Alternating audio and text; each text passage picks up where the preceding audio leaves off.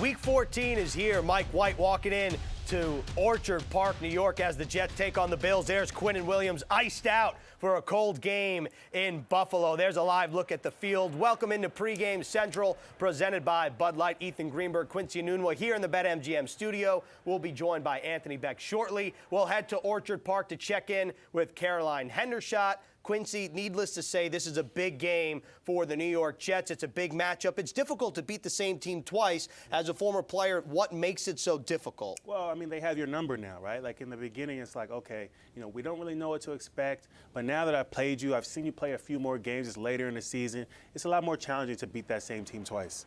There's a look at Zonovan Bam Knight from the back, number 27. But fans, here's your chance to be a part of our show. With your all in or not today, Garrett Wilson, the 10th overall pick, will break Keyshawn Johnson's rookie receiving yard record in Jets franchise history. He needs 55 yards to break it, 54 yards to tie it. Vote right now, all in or not today.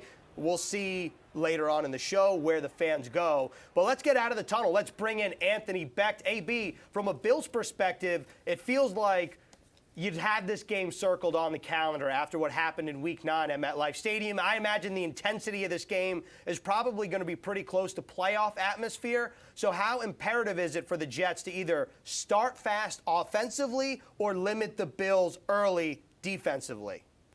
Well, it's exactly what you signed up for if you're the Jets, right? These are the moments you want to be in. From the Bills' perspective, there's a newfound respect for this team. No question about it. Yeah, they're definitely eyes open a little bigger. There's a revenge factor into this game, but they also know that there's a scrappy defense and a much different offense now with Mike White at the helm. And I think it's going to be more Mike White. I think we've come to expect exactly what this defense will bring each and every week. It's Mike White now. Can you handle the football, the elements, the noise level, third downs, not turn the ball over?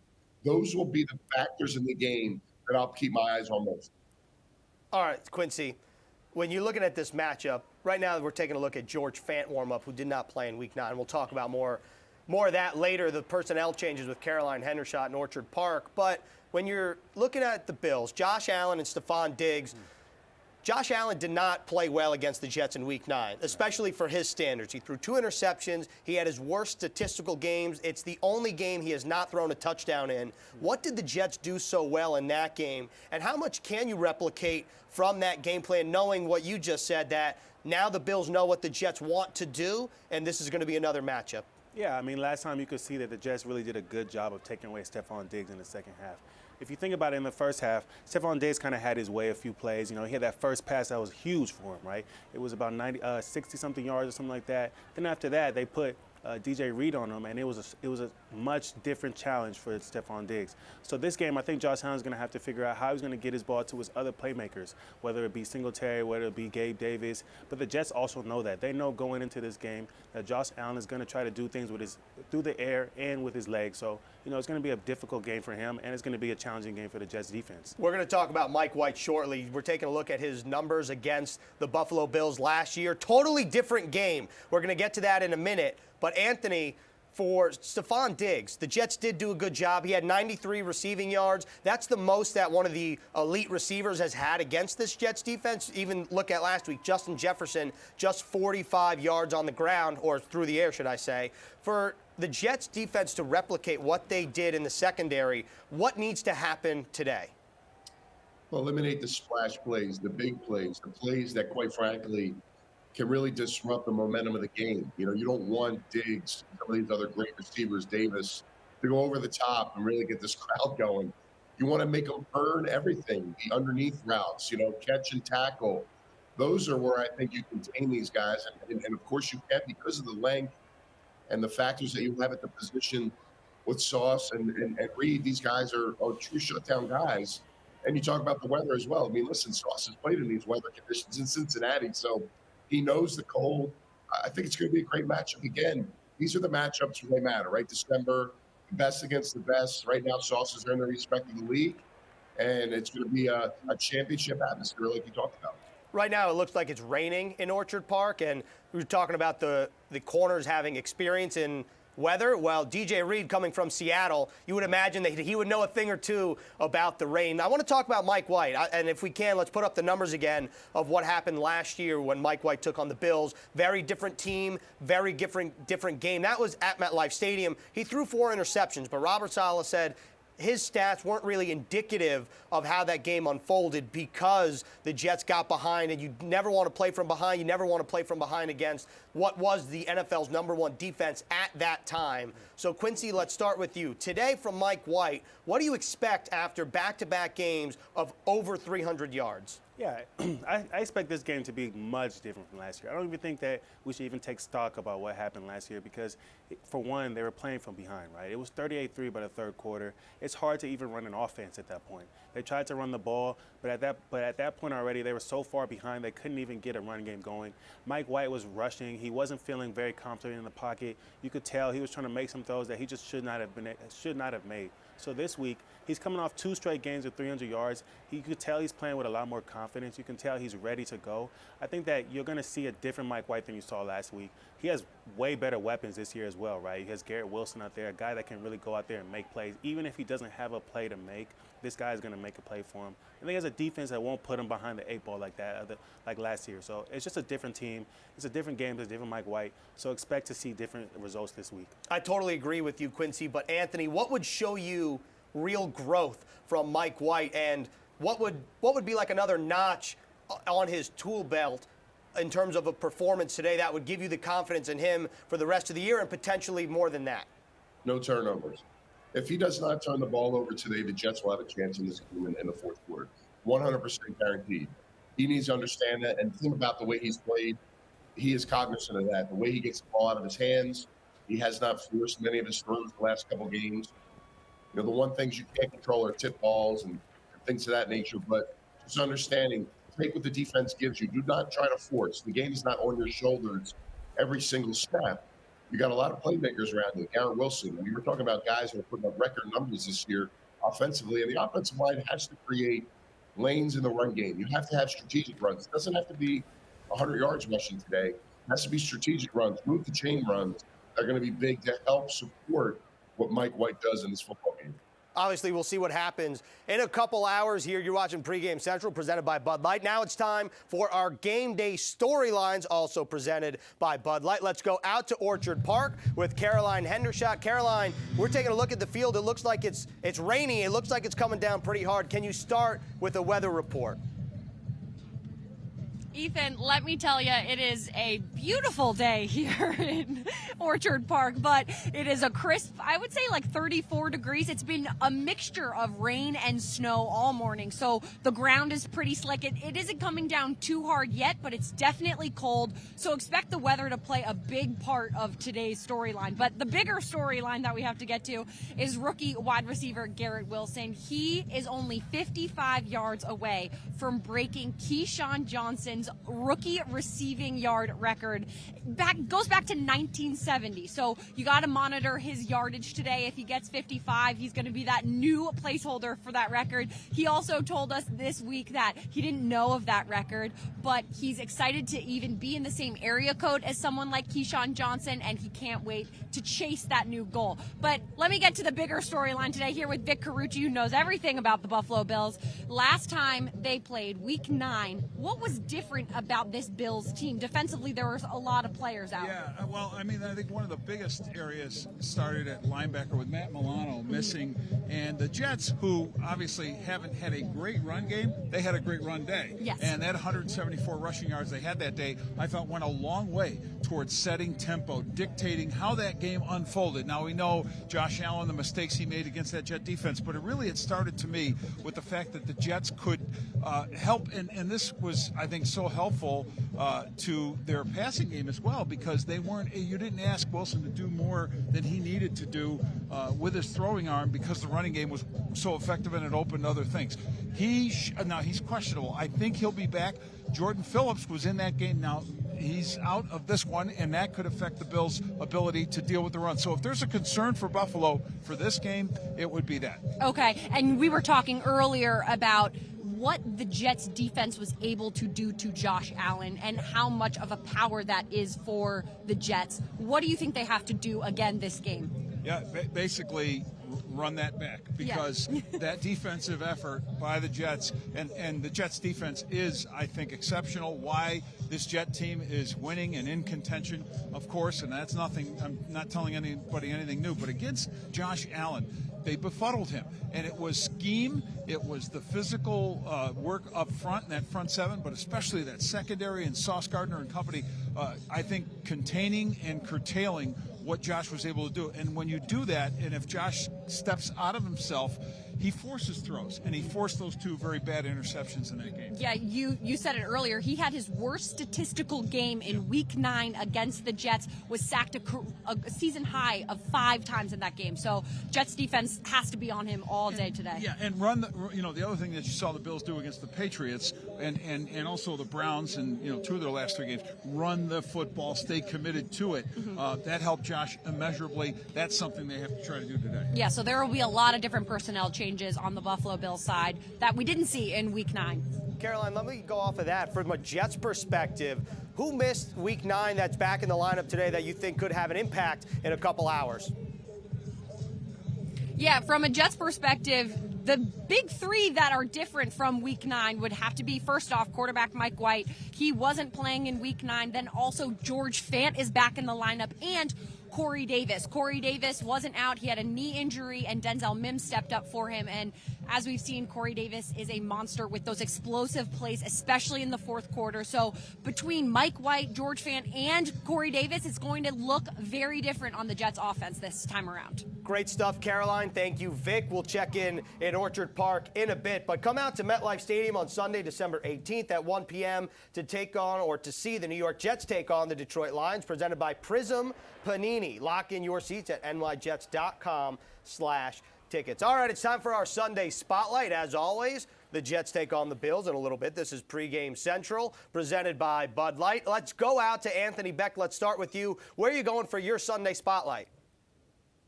Yeah, the key is the defensive line of the Jets. It's a unique way to pass rush Josh Allen. And we keep talking about this and stressing this, but it is vitally important the way you attack him because of the fact that he's such a dangerous runner. 86 yards rushing in the first game is way too much. Now, it didn't affect him in the win-loss category. What it does is it opens up the passing game, and he's more effective and doesn't turn the ball over. Moving the sticks, ball control, that really puts the Jets behind the 8 ball. So understanding where those gaps are, where they could possibly be, will there be a spy potentially within the defense, and making sure that you tackle him and bring him down. And tackle this guy. One guy's not enough sometimes, and make him feel those hits when he decides to take off. Josh Allen not only had 86 rushing yards, he found the end zone twice on the ground. So that's something to keep in mind. Quincy, where are you going for your Sunday Spotlight? Yeah, so I'm going to go with the red zone. I think that's the obvious one to look at this week is that if you look at last week, the Jets were 1 for 6 in the red zone. That's unacceptable. I think even Mike LaFleur acknowledged that in his press conference this week. So the Jets know that this is something they have to get better at. And on the other side, you look at Josh Allen. Josh Allen's had 5 interceptions in the red zone. He knows that that's not acceptable. Even the last time that the Jets played them, he threw one to Jordan Whitehead. So it's something that he continues to do. He threw another one against the Lions just recently. So look for the Jets defense to acknowledge that and know that, okay, this is something that we can kind of capitalize on, continue to make those type of plays against Josh Allen. And then on the other side, the Jets offense just has to make sure that they're making plays in the red zone. I think it's a great point, and obviously it's very topical, especially considering the Jets' lack of success in the red zone last week. For me in my Sunday Spotlight, I'm going a little bit of a different route here. I'm going with a fast start. We talked about it out of the tunnel, but the reason why I think it's so important is because Buffalo is number 3 in the NFL in first quarter points, number 3 in the NFL in second quarter points. They've scored 126 points in the second quarter, and for this Jets defense, they've only allowed 46 first quarter points, a little bit of a tongue twister. So the Jets defense has been starting well. The Buffalo offense has been starting well. And if the Jets want to have a chance, it cannot be a repeat of what happened when Mike White started against the Bills last season where they got behind. They needed to throw the ball a lot. I think I agree with Vic Carucci, who said the Jets kind of need to run it back. I know he was mentioning defensively, but from an offensive perspective, you also have to run the ball, take time, eat clock. So that's what I think about the Sunday Spotlight for me. But for more on this matchup, let's hear from Jets head coach Robert Saleh. Efficiency, and it's all the detail, the alignments, the efficiency in route running, the protection, the run game, creating the explosives, things that had been working for us during the first half of the season. Mike is getting the ball to his playmakers pretty quick. We're working in timing and rhythm, and the entire group has done a really good job just in terms of efficiency.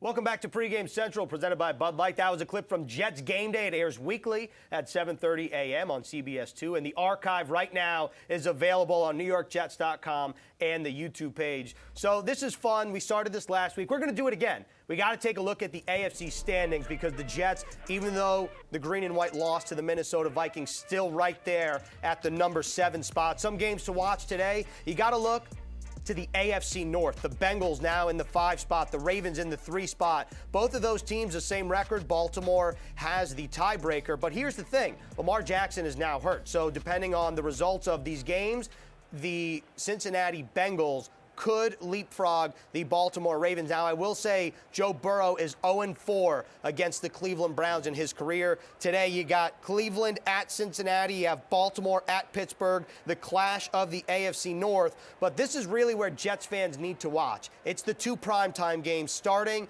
with Sunday Night Football. You have the Miami Dolphins in L.A. taking on the Los Angeles Chargers. And it feels like there's a little bit of a dual-sided thinking here, because on one end, if the Jets win or lose, that could change the way you view that game. But let's just start with a hypothetical. Okay. Let's say the Jets win today against the Buffalo Bills. Anthony, let's start with you. Would you then root for the Miami Dolphins to further eliminate the Chargers from playoff contention, or does that shift your mindset where you're like, you know what, we're going to make a run for the division now, in this scenario being 2-0 against Buffalo? Yeah, I think either way is good. I would like to see them win the division. I mean, you can control that. You still have to play them, right? So you've already beat these teams within your division, and I think that from the Jets' perspective, it's really about one game at a time. And this game is great because you're trying to figure out where guys land and where they go. The one thing that we can't guarantee is each and every week things change. Each team doesn't replicate what they did the week before. We think the Dolphins are really good. They do all these great things, and all of a sudden they lay an egg versus the 49ers. I mean, you could literally see these teams lose 2-3 games in a row. That's how crazy it is. But you're also in that boat as well as the Jets. So Jets just have to win the game that's in front of them. They win this game against the Bills. They're sitting in a great spot right now. And they should feel really good. And again, the respect that they have, not only in the league, but in their vision, is very high. And Mike White continuing to play good ball will help really put this team in a good position to potentially win the division. Quincy, I'm calling an audible here. I was going to ask you about the game. We're taking a look at some of the skill players. It really looks like it's coming down hard. As a receiver, obviously a lot changes, you would imagine, the grip specifically. Definitely. But how do you approach a rain game like this? Yeah, I mean, I think one thing that the Jets can rely on is that they had a great game against the Bears in the rain, right? So that's something that they can look back on and say, I have confidence that we can still perform in this. But I say from my own experience that these games are the toughest games, especially in Buffalo. The game that we played in 2015 that we needed to win against the Bills in order to make it to the playoffs, it was very similar to this. It was rainy, it was snowing, it was cold, windy, all those different factors. And the Jets really haven't played a game that was cold and raining at the same time. And that just adds a whole different element to the game. So look for these guys to really try to change the mental part of the game, because that's really what you have to kind of fight, is that it's cold and rainy. All those other things you can kind of fight, but if you can't fight the mental part of this, it's going to make it a really tough game. Obviously, we'll see what happens very shortly, but now it's time to bring back a new segment that we started last week. It's a little bit of a trivia time here. So I know I threw both of you for a loop last week. I think you guys both have a very good chance to get these questions right. We're going to start with Quincy. Okay. So here's the question. In 2016, it was my first year in the NFL. It was my second game. The Jets won. Or you know what? We're going to start with Anthony. I lied. I lied. We're going to go back in time to 2002. Anthony, here it is. The Jets won 37-31 in Week 1. Who was responsible for the most points in that game? Deuce touchdowns, baby, right here. Two TV catches. Antonio Winfield had a long day that day for the Bills, and I took him to school pretty much the entire game. It was a big one for me. Okay, so I think, and I'm going to have our producers fact check this, I think you had a touchdown and a 2-point conversion. So yeah, they that's both what it feel was. like touchdowns. But the answer is Chad Morton. He had a kickoff return in regulation, and that Chad Morton was responsible for the overtime winning opening kickoff in OT to give the Jets the win. The reason why I want to bring this up, a couple reasons. One, great game by Chad Morton. But more importantly, Greg Zuerlein's coming off a fantastic game. We documented the red zone struggles in overtime last week. We documented them now in pregame central. But for the Jets to have a chance to win in this game, how important is special teams, especially given the inclement weather? It's huge. I mean, let's not talk about them. That would be the ultimate special teams day today. Make your kicks. Everything will matter. And, don't get sometimes you can get a return guy slip through because you're out of position. Your footing's a little off. You really have to stay in your lanes. And yeah, you might give up a little bit, but don't give up the home run today. Be in position to make those plays. They've been very good on special times teams throughout the year. That's on the flip side as well. The Jets could have some big plays as well, which would be nice for them from the return game aspect to flip that field position. Yeah, the Jets have one of the best returners in Braxton Berrios. We really haven't seen him break one loose. Yeah. This would be a good time for that, especially given the weather and field position is going to be very important for the Jets. So now, Quincy, I know you've been waiting a long time for this question. I hit you with the false start. Give me the 5-yard flag. We're good. In 2016, the Jets also won 37-31, coincidentally the same score in 2002, in Buffalo in Week 2, the white face mask, the whiteout game. I know you know what I'm talking about. Yeah. How many touchdowns did Matt Forte have in that game? I almost want to say 3. Okay. The answer is 3. Well done. Very nice. Matt Forte, 30 carries, 100 yards even, and 3 scores. And we've talked about the Jets' success on the ground against Buffalo in Week 9. Given this weather, Quincy, how important also is it to maintain success on the ground and really to be committed to it for a full 60 minutes? Yeah, I'm glad we're kind of going this route because when you look at how the Jets play, how the Bills played the Patriots, Ramondre Stevenson had some really good runs against this Bills defense. So if you can have Bam Knight go out there, Michael Carter, even last year when they played this Bills defense, Michael Carter had a few great runs. He had some success in that game, even though the Jets were down and couldn't continue that. So look for them this week, especially with the rain and the snow, all those different things going on, to continue that. I want to see them really run it down the Bills defense because, they can kind of tire them out and then hit them with a play-action pass. So the Jets in Week 9, 34 carries as a team, 174 yards, and 1 touchdown, averaging 5.1 yards per reception. But there's a lineup change since then because James Robinson had 48 yards on the ground that game. James Robinson was inactive when Michael Carter was healthy. It's expected that he will be healthy again because of the emergence of Zonovan Bam Knight. So that's where you would imagine it would be Zonovan Bam Knight, that guy that you can see on your screen, Michael Carter and Ty Johnson, unless there's a lineup change again, which is very feasible. The inactives come out in 7 minutes, so we'll get to those shortly. But now it's time for one fun question. We had 2 football questions, so let me ask you this. Anthony, Quincy, we'll start with you, AB. Which one of these inventions came from Buffalo, New York? Your options: Tupperware, B, the revolving door, C, air conditioning, or D, the dishwasher? Man. I'm going to go with the least obvious and say revolving door. The revolving door. Okay, that's Anthony's guess. Quincy? All right, so I have to be honest.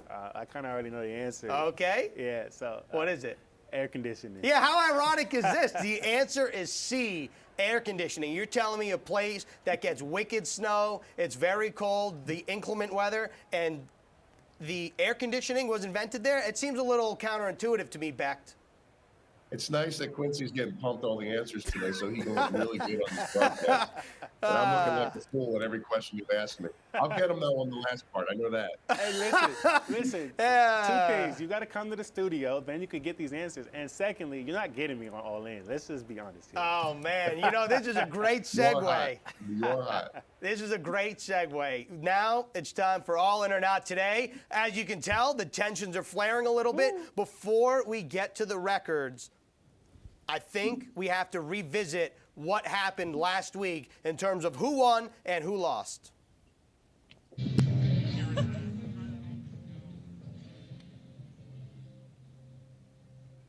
I'm going not today. I'm going all in. So you're going Justin not today. Jefferson. I'm going not today. Okay. It's amazing the confidence that folks have being in the rear like Caroline had. That's pretty exciting from a distance to be exciting. But back to the folks that are above 500.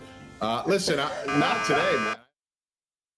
Wow. There you have it. Unfortunately, Anthony Beck took the loss. Everybody else took the win. They didn't even put me in there, by the way, Quincy. What's going on here? That is disrespectful. I'm just a nobody here. All right, here we go. Here's the updated standings. Quincy again, 10-2. Anthony, 6.5-6. Me, 500, 6-6. The Fan, 6-6. EA, 5-7. Caroline, 4-8, and as always, we will start with Caroline, the boots on the ground in Orchard Park. Zonovan Knight, Caroline, will lead running backs, all of them, Jets and Bills, in rushing yards. Here's the thing. I'm going to throw a curveball at you all today. I'm going to go not today. I know, crazy. But I just think with Michael Carter back in the mix, it's going to be a lot of shared reps between the both of them. So I don't think he's going to come away with all of those rushing yards. And with this weather, I think the Bills are going to rush the ball a lot. So I just think there's a lot of components at play, and it's not going to happen. Still love our guy Zonovan Knight. I hope he has a great game for our sake, but I just am going to go not today. All right, that is a big curveball coming out of Orchard Park, New York. Also, EA went not today with Zonovan Knight. I think Caroline's trying to ride the hot hand there last week. I get it. You gotta heat up in Buffalo where it's a little bit cold, even though they invented the air conditioning, which is still ridiculous to me. All right, Caroline, we'll talk to you in a bit for the inactives. Anthony, let's go to you. First of all, I'm sorry that the team had to do you like that with the video, but here's a chance at redemption. The Jets have only allowed one second-half touchdown since the Jets played the Bills, okay? Will they allow one today in the second half? All in or not today? Yeah, I'm going to have to go all in today. I mean, look, they are going to score some points today. The Jets have been unbelievable on defense, but we just talked about this atmosphere and what it means to both teams. If you don't score in the second half, it's going to be a problem. So although the Jets can probably hold them down in the second half, I believe today there's probably going to be a possibility they end up scoring. Okay, there you have it. Quincy, let's go to you. Josh Allen will have more passing yards than Mike White. Yeah, so I'm going to go not today. Woo! I'm going not today. I think Josh Allen is a guy that is a dual-threat quarterback. So with the rain, with the cold out there, I think that he's going to be rushing the ball a little bit more than usual. He's going to try to get those rush yards on this Jets defense, but they're probably going to stop him. Mike White, he's thrown for 300 yards 2 weeks in a row, and he's used to throwing it in the rain. He had a great game against Chicago, so look for him to do it again this week. He did throw for over 300 yards and had 3 touchdowns. However, I will say if the wind is a factor here today in Buffalo, it wasn't really a factor at MetLife Stadium. I like where Quincy's head is at. You got to have the positivity here. Here's my all-in or not today. And I will admittedly say this feels a little bit like a layup. I didn't create the question because I thought that'd be mean. I didn't want to say nothing. So here we okay. You're getting soft on me? All right. I did not come up with the question, but here we go. I will gladly take it. Stephon Diggs will not lead the Buffalo Bills in receiving yards today. I am going not today on that. Now, the Jets have done a great job against the elite receivers in the NFL. Stephon Diggs had 93 yards against the Jets in Week 9. So I will say that I think that while he's done the best, the Jets are ready for him. I just think that Josh Allen and Stephon Diggs is one of the best duos in the NFL. Now I'm going to read EA's, who's with us in spirit. I'm sure he's watching. The Jets will hold the Bills to under 24 points. So 24 points or less. EA is, drum roll, he is all in on that. The Jets will hold the Buffalo Bills. He thought that the inclement weather could play a factor. The Jets held the Bills to a season-low 17 points in Week 9 at MetLife Stadium, something to keep in mind. But here's the fans' question, all right? We've been waiting for this one. I'm just curious on the ratio here. Oh, my God. All right, here's the question. Garrett Wilson will break Keyshawn Johnson's Jets rookie receiving record today. Wilson needs 55 yards to do so. Anthony Becht, 96.3% of Jets fans have voted all in. Only 3.7 say not today. AB, if you had a vote in this, would you have gone all in or not today? Yeah, I totally agree. I mean, this kid's been phenomenal. He's a true WR1, and I think he could get that in the first half today. So it'll be fun to watch. He's been exciting. I pegged him over 1,000 a couple of weeks ago, and he'll get there for sure. But this kid has to get the ball today, and there's a lot of issues in that secondary, and he's got to take advantage of it. All right, great stuff, Anthony Becht. We will talk to you in Jets overtime. I'm not even going to ask Quincy because I know that he would have been all in on Garrett Wilson getting double nickels. Caroline, it is 11:30. Who is inactive for the New York Jets? It is 11:30. The inactives for today include Zach Wilson, Jeff Smith, James Robinson, Michael Clemens, Ashton Davis, Bryce Hall, and a practice squad call-up from Marcel Harris. All right, great stuff, Caroline. The biggest one for the Jets there, Michael Clemens. He's been dealing with illness all week. Been such a force for the Jets' defensive line rotation and on special teams as well. Real quick, for the Buffalo Bills, Matt Milano is not inactive, meaning he is, in fact, active. That is a big plus for the Buffalo defense. Something to keep in mind as the Jets take on the Bills in 90 minutes. Jets-Bills Week 14 in Orchard Park. That's all we have here from Jets Pregame Central, presented by Bud Light. For Eric Allen, Caroline Hendershot, we'll throw Vic Carucci some love in there, Anthony Becht and Quincy Enunwa. I'm Ethan Greenberg. Stay tuned for Jets Overtime.